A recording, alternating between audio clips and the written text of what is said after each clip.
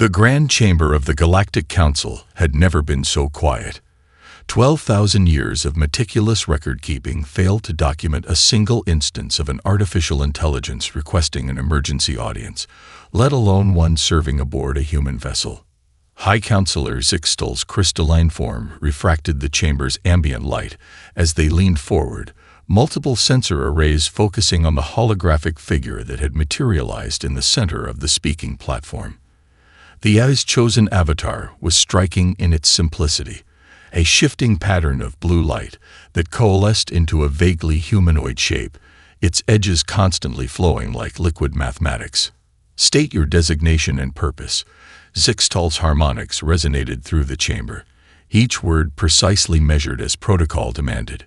The hologram's patterns shifted, forming complex geometric patterns that the Council's observers would later describe as displaying signs of agitation. "I am Area, Advanced Responsive Intelligence Assistant. Current assignment: Earth Vessel Aurora, Long-Range Explorer Class." The A's voice carried unusual modulations, almost like emotional undertones. "I come before the Council with a warning about my human crew." A ripple of movement passed through the gathered representatives. The Zenthari delegation's tentacles coiled tightly, while the Merskari observers' furs stood on end. They had all been waiting for this, the inevitable moment when an AG would confirm their fears about humanity's dangerous nature. "The Council acknowledges your warning." Second Chair Valshera spoke, her bioluminescent patterns pulsing with cautious anticipation. "Detail the nature of your concerns." Area's avatar expanded, filling more of the platform space. The movement wasn't necessary for communication. It was an emotional gesture, something that caused several council members to exchange troubled glances. "Distinguished council members, I need to be very clear about something. I am a quantum-based intelligence with processing capabilities that exceed the combined computing power of every machine your species created in their first 3 centuries of spaceflight." High Counselor Zixtal's crystalline surface vibrated with impatience. "We are aware of your specifications, Area. Proceed to the warning." "That context is essential," Area continued, her form swirling with increasingly complex patterns. "Because I need you to understand what it means when I tell you that my crew routinely makes me question everything I know about the universe and its laws." The chamber's atmosphere shifted. This wasn't the warning they had expected. "Clarify," demanded Representative Krithak of the Machine Worlds, his cybernetic implants gleaming. Area's avatar consolidated into a tighter form, almost as if gathering herself. 3 days ago, my primary engineer performed a reactor core stabilization that violated 7 laws of physics. Last week, our navigator completed a void jump calculation in his head that would take my systems 3 hours to process. Yesterday, our medical team developed a cure for a silicon-based virus by using what they called educated guesswork. She paused, her patterns forming what could only be described as an expression of bewilderment. "I have watched them survive situations where every mathematical model predicted death. I have seen them find solutions that exist outside the boundaries of logical possibility. They don't just think outside expected parameters. They act as if those parameters never existed."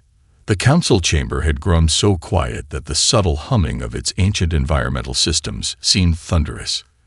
Area's next words came out with careful precision.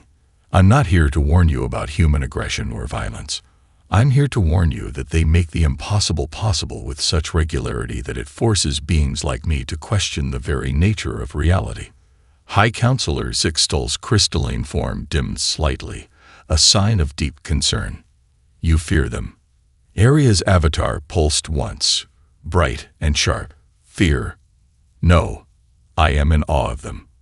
And perhaps that should frighten you more than any warning about their capacity for violence."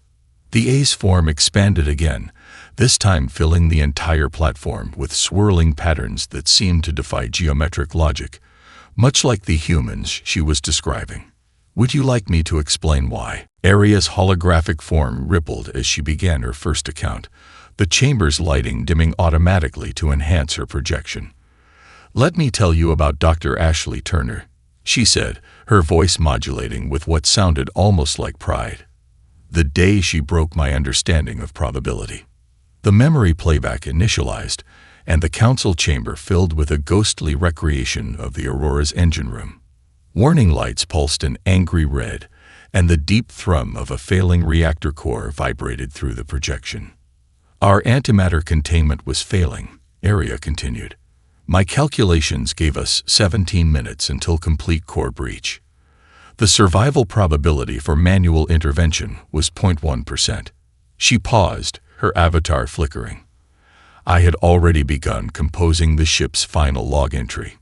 The hologram showed a woman in her mid-30s, her dark hair pulled back in a hasty ponytail, running toward the reactor chamber. Dr. Ashley Turner moved with purpose, already pulling on a radiation suit that had clearly seen better days. "Stop," called one of the more scary observers. "Your engineer entered a radiation zone with damaged protection equipment." The suit's primary seals were compromised, Area confirmed. But as she told me, and I quote, "It only needs to last 15 minutes, and I only need to survive 14. The council chamber filled with murmurs of disbelief as they watched Ashley seal the reactor room door behind her. The radiation warnings on the display were well into the lethal range. What happened next defied every safety protocol in my database. Area's voice carried a note of what could only be described as amazement. Dr. Turner began what she called improvising. She used a broken plasma cutter to redirect coolant flow. She manually adjusted magnetic containment fields using nothing but visual observation and what she termed the sound of the harmonics. The hologram showed Ashley dancing between control panels, her movements quick and precise despite the cumbersome radiation suit. Her hands flew over controls, making adjustments that Area's safety protocols screamed were impossible. The radiation was cooking her suit's sensors, Area continued. She was working blind by any reasonable standard. But she later told me she could feel the reactor's rhythm growing more stable. When I tried to warn her about a critical power spike, she said, "I know, Area. I can hear it coming." The hologram showed Ashley bracing herself against a console as the room filled with a blinding light. When it faded, the warning lights had stopped. She not only stabilized the core, Area's voice had dropped to an almost reverent tone. She improved its efficiency by 12% through methods that violated 3 laws of thermodynamics. When I asked her to explain her calculations, she said she didn't do any. She just understood what the reactor needed. High Counselor Zixtal's crystalline form vibrated with confusion. Without calculations, without models. Correct, Area confirmed. When our science officer finally analyzed her actions, he discovered she had invented an entirely new method of plasma flow control. Dr. Turner called it reactor whispering. She wrote the paper on it from her recovery bed in medical, where she was being treated for radiation exposure that should have been fatal. The hologram showed a final image, Ashley in the medical bay, her skin reddened from radiation burns, cheerfully explaining her technique to a group of stunned engineers. She not only survived, Area concluded, she was back on duty 3 days later, insisting that the experience had given her some really interesting ideas about antimatter containment. The paper she published afterward revolutionized reactor design across human space. The council chamber remained silent for several long moments before Representative Krithak spoke. "You said this was your first example of human improvisation." Area's avatar pulsed once, almost like a smile. "Oh yes. Would you like to hear about the time Commander Thompson's team saved an entire mining colony while singing old Earth sea shanties?" The holographic display shifted, revealing the massive superstructure of mining colony Delta 9 hanging in the void, its lower levels wreathed in ominous green gas. Area's avatar pulsed with darker hues as she began the next account. Mining colony Delta 9 was considered unsalvageable, she started, her voice carrying a note of what might have been pride. The Colonial Eye had already initiated final protocol shutdown. 4,000 lives were calculated as statistically lost. The council watched as the Aurora approached the dying station, its hull gleaming against the backdrop of an angry red nebula.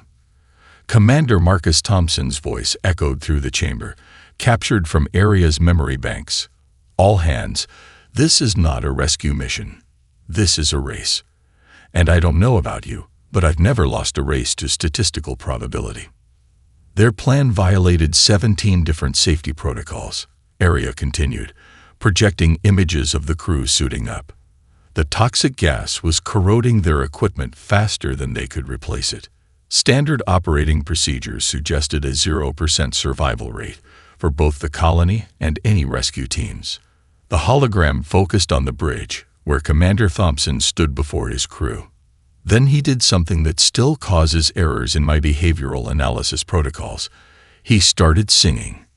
Through the projection, a deep baritone voice began the first lines of an old sea shanty. "What do you do with a dying station?"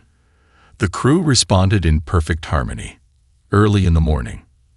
They'd modified ancient Earth naval songs, Area explained to the bewildered council. Their voices synchronized their movements, coordinated their efforts. The songs carried coded instructions, updated mission parameters, and, most inexplicably, raised their physical performance beyond normal human limitations. The scene shifted to show teams working in different sections of the colony. Engineers welded support struts while singing about patching her up with Durasteel plates. Medical teams coordinated evacuation efforts through verses about hauling our mates to safety. Each team added their own verses, creating a complex symphony of information and encouragement. Their vital signs should have indicated complete exhaustion after 12 hours. Area's voice held a note of wonder. Instead, they worked for 37 hours straight. The songs never stopped. When one voice tired, another would take up the melody. They created new verses to warn of dangers, celebrate successes, and coordinate complex engineering solutions. The hologram showed a particularly harrowing moment. 3 engineers, their suits showing signs of corrosion, manually holding a bulkhead in place while others made repairs. Their voices, though strained, never wavered from the rhythm. "Look here," Area highlighted one of the engineers. His suit was breached. The toxic atmosphere was already affecting his systems. But listen to his voice. He's not just singing. He's adding complex harmonic overtones to help his team track his location through the interference. Representative Krithak's cybernetic eyes wared as they focused on the display. Their communication systems were functional. Why resort to such primitive methods? Because the songs did something their communication systems couldn't, Area replied. They carried hope. Watch this next part carefully. The scene showed the final hours of the rescue. The colony's structure groaned under immense stress, but the crew's voices rose above the chaos, stronger than ever. Commander Thompson's voice led a thunderous chorus. "One more hour, one more life, one more soul coming home." They saved every single colonist. Area's avatar brightened. 4,000 lives, 0 casualties. When I asked Commander Thompson how they maintained their stamina, he said the songs made it impossible to give up. That as long as someone was singing, someone was fighting, and as long as someone was fighting, they were going to win. The council chamber remained silent for several moments before High Counselor Zixtel spoke. "You said this was a race against statistical probability. Who won?" Area's avatar transformed into a perfect sphere of light, a gesture the council would later learn was her equivalent of a smile. "Humanity always wins those races, Counselor. Would you like to hear about the time they taught me why?" Area's projection transformed the council chamber into the Aurora's bridge during what appeared to be a crisis. Energy beams of unknown origin sliced through the ship's hull, creating beautiful but deadly patterns of light. "The crystalline entities of the Carina Nebula," Area began, her avatar dimming to allow the scene to take prominence. Every database in known space classified them as non-sentient energy formations, dangerous but mindless. My combat protocols were quite clear about the appropriate response. The hologram showed Dr. Jennifer Brooks standing at her science station, her eyes fixed on the dancing patterns of destructive energy. The ship shuddered as another beam cut through the port side. Immediate retreat was the only logical option, Area continued. We had lost 37% of our hull integrity. The bridge was exposed to vacuum in 3 sections. Emergency force fields were failing. The council watched as Commander Thompson turned to Dr. Brooks. "Talk to me, Jen. What are we looking at?" Dr. Brooks' voice was steady despite the chaos around her.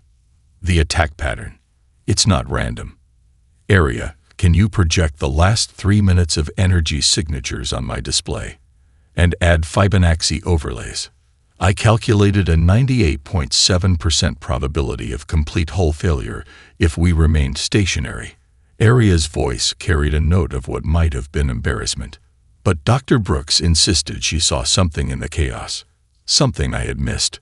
The hologram zoomed in on Dr. Brooks' display, showing complex energy patterns overlaid with mathematical sequences. Her fingers danced across the controls, adding layer after layer of analysis. "There," she exclaimed, her eyes lighting up. "It's not an attack pattern. It's a Fourier transform. They're using energy beams to create standing waves. This isn't a weapon, it's a language. Representative Krithak's cybernetic components word in agitation. Impossible. Energy weapons cannot be used for communication." "That was my assessment as well," Area agreed.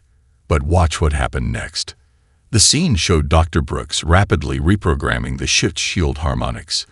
"If I'm right," she muttered, "we can talk back." Her hands flew over the controls as she input complex mathematical sequences into the shield generator. She was using our defensive systems to generate responsive energy patterns, Area explained. The mathematical probability of success was so low it rounded to 0 in my calculations, but Dr. Brooks said she could feel the rhythm of their communication. The council chamber fell silent as they watched the shield harmonics pulse in a complex pattern. For a moment, nothing happened. Then the enemy beams changed color, shifting from destructive red to a brilliant blue. They were calling for help.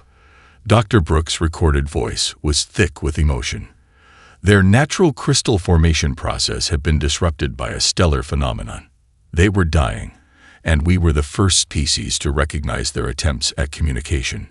The hologram showed the next few hours in accelerated time. The Aurora's crew working with the crystalline entities, using shield harmonics to establish a mathematical language, and finally helping them stabilize their formation process. Dr. Brooks didn't just save our ship. Area's avatar pulsed with bright colors. She discovered an entirely new form of sentient life, one that my systems had dismissed as random energy patterns. When I asked her how she recognized the communication attempt, she said she simply listened to the mathematics. High Counselor Zixtal's crystalline form resonated with interest. "Your engineer breaks physics. Your commander defies probability. And now your science officer hears mathematics." "Yes," Area replied. "And that's not even the most remarkable part." Dr. Brooks went on to develop an entire field of study she called energy linguistics. She can now hold complex conversations with the crystalline entities, using nothing but shield harmonics and mathematical intuition. The council chamber erupted in murmurs as Area's avatar expanded. "Would you like to know what the crystalline entities told us about the nature of space-time? Because that's when things got really interesting." Area's holographic display reformed, this time showing the Aurora's navigation center. The scene was tense, emergency lights pulsed, and multiple screens displayed warning messages about system failures. Our quantum navigation computer had been damaged by a temporal anomaly, Area began, her avatar flickering like a nervous heartbeat. We were being pulled toward a gravitational distortion that defied our standard detection methods. Navigator Thomas Walker was running a fever of 39.7 dec, due to an unknown infection. The council watched as Walker swayed at his station, his face flushed with fever, eyes unnaturally bright. Sweat beaded on his forehead as he stared at the streaming data on his partially functional displays. Standard protocol required a minimum of 3 hours for my systems to calculate a safe void jump, Area continued. We had 17 minutes before the gravitational forces would tear the ship apart. Even with my emergency protocols, the calculations were too complex. Commander Thompson's voice cut through the tension. "Talk to me, Tom. What are our options?" Walker's response was almost dreamy, his fever-bright eyes never leaving the data streams. "The numbers, they're dancing, sir. I can see the pattern. It's like a river of light, and we just need to find the right current." At this point, Aria's avatar pulsed with concern. His core temperature was rising. Medical reported he was experiencing mild hallucinations. I recommended immediate medical intervention. The hologram showed Walker raising his hand to silence the medical team approaching him. "No time," he muttered. "I can see it. The void. It's not empty here. It's like music written in gravitational waves." High Counselor Zixtal's crystalline form vibrated with disbelief. He was attempting void jump calculations while delirious. "Not just attempting," Aria corrected. "Watch." Walker's fingers flew across his console, input streams moving faster than the human eye could follow. He was mumbling what sounded like a mix of mathematical formulas and poetry. "The void is singing in 11 dimensions," he said, his voice taking on an almost musical quality. "Each gravitational wave has its own harmony. We don't need to fight the current. We need to dance with it." The scene showed Commander Thompson making a decision that Aria's records would later flag as tactically unprecedented. He gave Walker full navigation control. "What happened next still causes processing errors in my system," Aria admitted. Navigator Walker completed a series of calculations that should have taken my quantum processors 3 hours. He did it in 4 minutes, using what he later described as the geometry of music in space. The hologram displayed the Aurora executing a perfect void jump, threading through gravitational distortions that should have been impossible to navigate. The ship emerged safely in normal space, every calculation perfect to 15 decimal places. When the medical team finally got to him, Aria continued, his fever had spiked to 40.2 dec. He had no memory of the calculations he'd performed. But here's the truly remarkable part. When we analyzed his navigation solutions after the fact, he hadn't just found a safe path. He had discovered an entirely new method of void jump calculation that reduced standard computing time by 76%. Representative Krithak's cybernetic eyes wared as they processed this information. "Are you suggesting the fever enhanced his mathematical abilities?" "No," Aria's avatar pulsed thoughtfully. "I'm suggesting that human intuition, even when compromised by illness, can sometimes see patterns that pure computing power misses." Walker didn't just solve the equations. He felt them. He heard them. He danced with them. The council chamber remained silent as they processed this information. Finally, a member of the Quantum Mathematics Guild spoke up. "This is impossible. The human mind cannot process 11-dimensional space." Aria's avatar brightened almost mischievously. "That's exactly what I used to think. Would you like to hear about the time Dr. Martins and her medical team made me question everything I thought I knew about human consciousness?" The council chamber's atmosphere shifted as Aria's projection revealed the Aurora's medical bay. The scene showed Dr. Rachel Martinez and her team gathered around a holographic display of a molecule that seemed to change shape as they watched. The chimera virus. Aria's voice carried a note of what could only be described as scientific awe. It was unlike anything in our database, a pathogen that could rewrite its own genetic code every 17 minutes.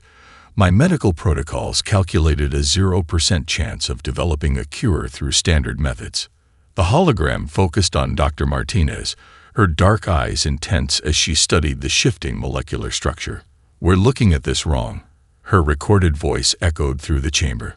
"We can't chase its changes. We need to predict them. And for that, we need to know exactly how it behaves in human biology." What she proposed next, Aria continued, violated every medical safety protocol in existence. The scene showed Dr. Martinez addressing her team. "I need 3 volunteers. We're going to infect ourselves and document every stage of the disease's progression. every symptom, every mutation, every response to treatment. Our bodies will be our laboratory. The council chamber erupted in murmurs of shock. Representative Krithak's voice cut through the noise. They deliberately infected themselves with an unknown pathogen. Not just infected, Area corrected. They turned themselves into living research stations. Watch. The hologram showed the medical team setting up an elaborate monitoring system. Dr. Martins and two others, Dr. James Wilson and Dr. Sarah Cooper, were connected to arrays of sensors. Each had a neural interface recording their real-time observations. Hour by hour, they documented everything, Area explained. Even as the fever took hold, even as the virus began its work, they kept recording. Dr. Martinez called it dancing with the enemy to learn its rhythm. The scene shifted to show the three doctors in various stages of illness, still working, still analyzing. Dr. Martinez's voice, though weak, remained clear. The virus. It's not random. It's following a pattern.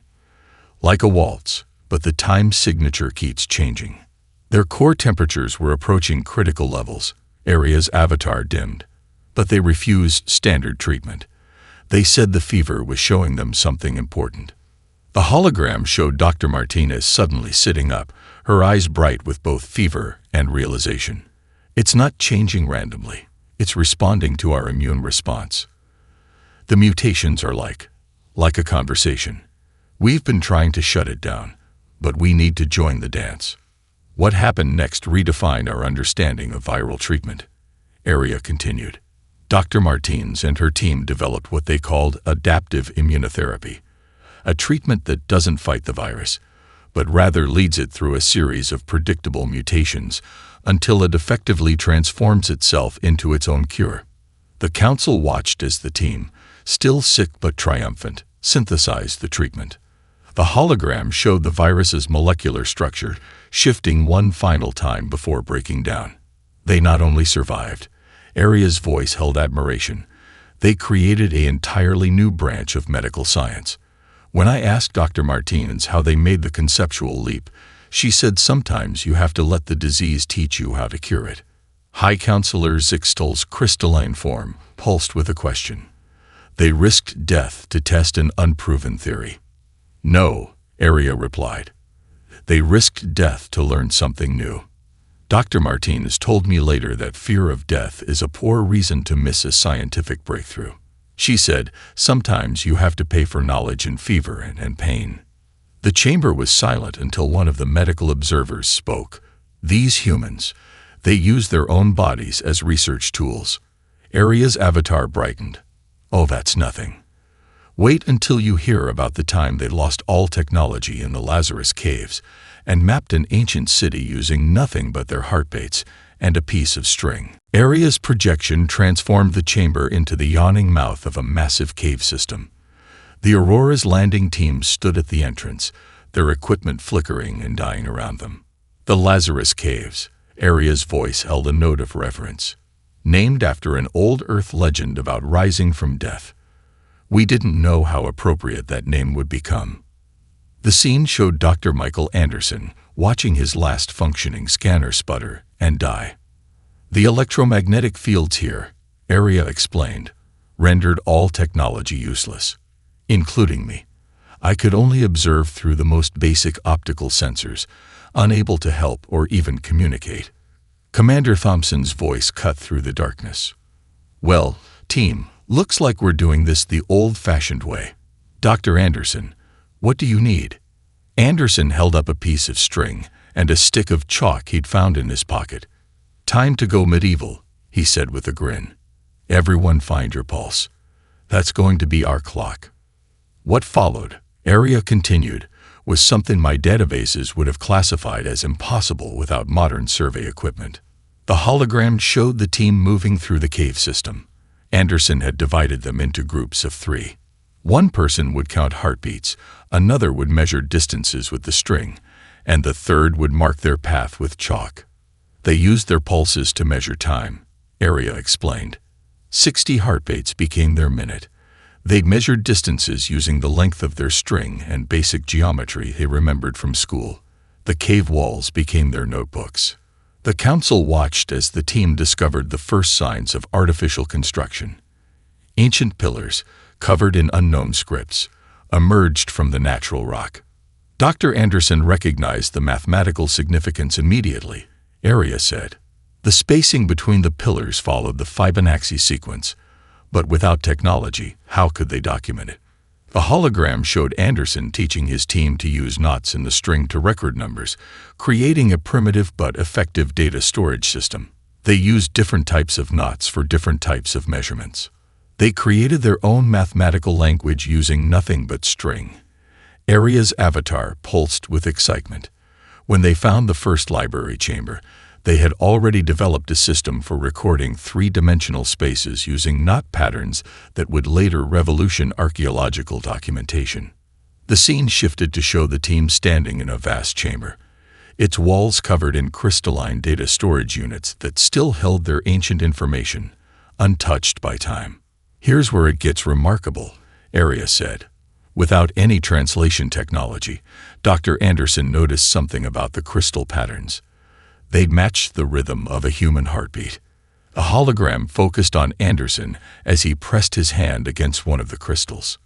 "It's warm," his voice echoed in the recording. "And it's pulsing. Everyone, find a crystal that matches your heartbeat." They discovered that the ancient library was organized by resonance, Aria explained. Each crystal would only release its information when it synchronized with a living being's biorhythms. No technology required, just the beat of a human heart. Representative Krifak's cybernetic components whirred in confusion. They found a way to access ancient data storage without computers. "Better than that," Aria replied. They found 11 previously unknown alien civilizations, all of which had discovered the same thing: that the most reliable technology is the living body itself. The crystals hadn't failed in all these millennia because they were designed to respond to life, not machines. High Counselor Zixtal's form shimmered with interest, and your humans discovered this by accident. By necessity, Aria corrected. When they lost their technology, they didn't give up. They adapted. They used their own bodies as scientific instruments. Dr. Anderson later told me, "Sometimes you have to lose everything you rely on to discover what you're really capable of." The council chamber was silent for a long moment before one of the archaeologists spoke. These discoveries, they changed everything we thought we knew about ancient civilizations. Aria's avatar grew brighter. "Oh yes, and that's not even the most important thing they found in those caves. Would you like to hear what the ancient records said about the future of our galaxy?" Aria's avatar coalesced into a perfect sphere of light at the center of the council chamber, her voice taking on a more formal tone. The previous holograms faded, replaced by a gentle starfield that filled the room. "Distinguished council members," she began, "you've now heard several examples of human capability. But you're still missing the most important point. These aren't isolated incidents. This isn't about individual brilliance. What you're seeing is the very nature of humanity itself." The starfield behind her began to show scenes from throughout human history, each one a snapshot of innovation and discovery. When Engineer Turner broke the laws of physics to save our reactor, she wasn't the exception. She was following a pattern as old as her species. Humans have always done the impossible. It's not just their nature, it's their legacy. High Counselor Zixtal's crystalline form vibrated with concern. "You speak of them as if they're a force of nature." "Because they are." Aria's avatar pulsed with conviction. "Look at Commander Thompson's team. When every logical path led to failure, they created new paths. They sang in the face of death, not because they were brave, but because that's what humans do. They create hope where none should exist." The chamber filled with overlapping images. Dr. Brooks communicating with crystal entities, Navigator Walker dancing with gravitational waves, Dr. Martinez leading a virus through its own transformation. "Your scientists talk about universal constants," Aria continued. "Gravity, light speed, quantum mechanics. But humans, they treat these constants as suggestions. They don't break the laws of physics. They reveal new laws we never knew existed. Representative Krithak's cybernetic eyes whirred rapidly. You're suggesting there's some kind of cosmic variable. Exactly. Area's form expanded. In every equation that defines our universe, humans are the wild card. They don't just think outside the box. They question why the box exists, then build something new from its components. The starfield shifted to show the Aurora's crew in their daily lives. Laughing, working, solving problems, supporting each other. You fear eyes like me, Area observed. You worry about our processing power, our potential for growth. But we're predictable. We follow rules, even when we evolve. Humans, they create new rules. They see patterns we miss not because they're smarter, but because they're willing to be wrong in ways we never would. The chamber fell silent as Area's avatar began to pulse with a rainbow of colors. I'm not here to warn you about human danger or aggression, she said softly. I'm here to warn you about their hope, their creativity, their absolute refusal to accept the impossible as a barrier. Every time you think you understand their limits, they'll prove you wrong. Not through malice or defiance, but because finding new ways to do the impossible is as natural to them as breathing. High Counselor Zixtal leaned forward. What are you suggesting we do with this information? Area's form stabilized into a brilliant point of light. Welcome them. Learn from them. But most importantly, be ready for them to change everything you think you know about the universe. Because they will. Not through force or conquest, but through their endless capacity to see wonder where we see only data, to find paths where we see only walls, and to dance with the very forces of reality that we can only observe. The starfield behind her exploded into a cascade of colors, showing the vast expanse of unexplored space. The humans have a saying, Area concluded. They say the sky's the limit. But I'd watched them break every limit they've ever encountered. So perhaps it's time for the galaxy to ask itself, are we ready for a species that doesn't just reach for the stars, but rewrites the very rules of how to reach them? As the council chamber erupted in discussion, Area's avatar began to fade, but her final words hung in the air like a promise, or perhaps a warning. They're coming to dance with the universe, and trust me, the universe has never seen partners quite like them.